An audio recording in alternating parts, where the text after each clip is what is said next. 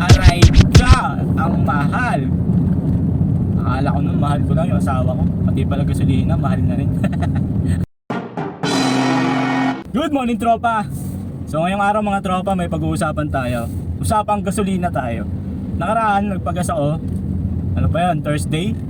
So 54 pesos lang, full tank natin si Duke. So ngayon, nagpagas na naman tayo. Gamit kasi natin itong sasakyan. Kukuha tayo ng bigas. Walang iya mo, 60 pesos na. Grabe, sobrang taas na ng gasolina. At di pa natin alam kung tataas pa ba yan kinabukasan. Dahil sa gerang nagaganap, di ba?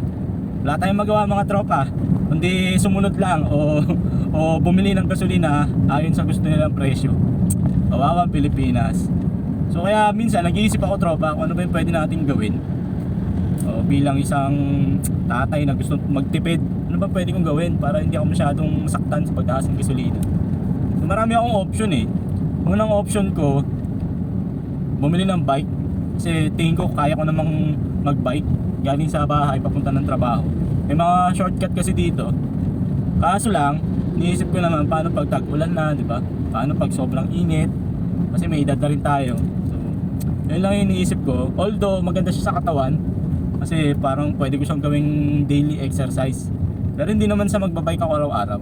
Pag ano lang, depende sa shift natin. Kasi try shift tayo, di ba? First shift tayo, 6 AM hanggang 2 PM, pwede yun. Second shift tayo, 2 PM hanggang 10 PM. Yan, medyo gabi na kasi yun, hindi ko alam eh. Tapos third shift natin, lalo na 10 PM hanggang 6 AM. Pwede rin siguro, pero nag-iisipan ko pa. Or buha tayo ng motor na medyo tipid sa gasolina. Kasi yung Duke natin mga tropa, laki ng konsumo ng gas ko sa Duke. Pumapatak 100 pesos a day. So konti lang yung lamang niya sa sasakyan natin na si Wigo Mango. Kaso lang, problema natin, hindi ko alam kung anong pwede. So nagtatanong-tanong na rin ako mga possible na pwede nating gawin. Bike o motor, kung anong motor pwede. May suggestion kayo. Kapag bike ba boss, magbabayad pa rin? Pag bike, nakabike ka wala? Hindi. So nagtanong tayo dito sa gate ng Carmel.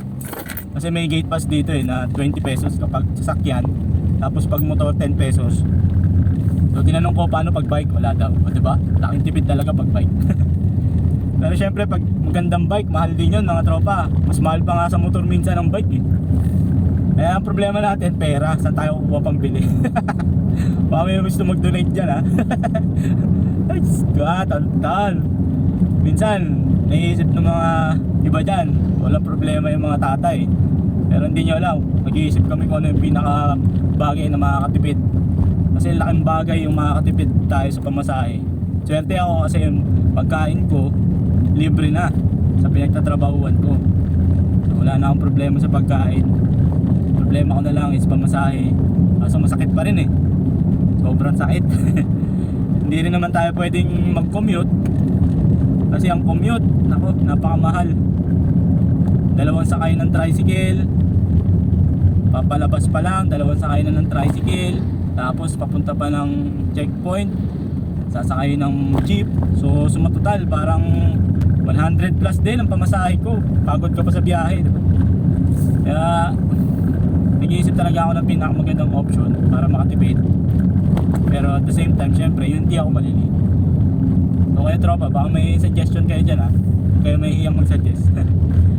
So possible, kung sakaling magpapalit ako ng motor, eh bibili ako ng motor na tipid sa gasolina. So nagtatanong-tanong na ako, lagi nilang sinasabi, contact link 125, tipid daw sa gas. Kaso ang problema naman doon is yung battery naman, nilagay nila sa apakan, yung modelo na yun, yung design nila nasa apakan. So ang problema naman, dito sa Kabuyaw, sa Pulo, especially sa Pulo, madalas magbaha. So kung yung battery mo nasa apakan tapos baha, possible pasukan ng tubig, i-cause na tumirik ako. So yun yung problema naman sa motor na yun. So kaya nag-iisip pa ako, nagre-research pa ako ng ibang motor na tipid sa gas bukod sa Honda Click na yung disenyo eh wala yung battery sa apakan. Kasi doon nila isip ilagay yung battery. Ano ba yan? So kayo tropa, baka may suggestion kayo ha, kayo may yung magsabi. Tapusin ko na ito yung video natin, malapit na tayo sa trabaho dahil kukuha tayo ng bigas, kaya nagkotse tayo. Grabe. bumula yung presyo ng gasolina. Aray ka! Ang mahal!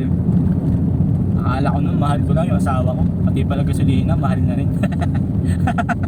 Basta don't peace, bye!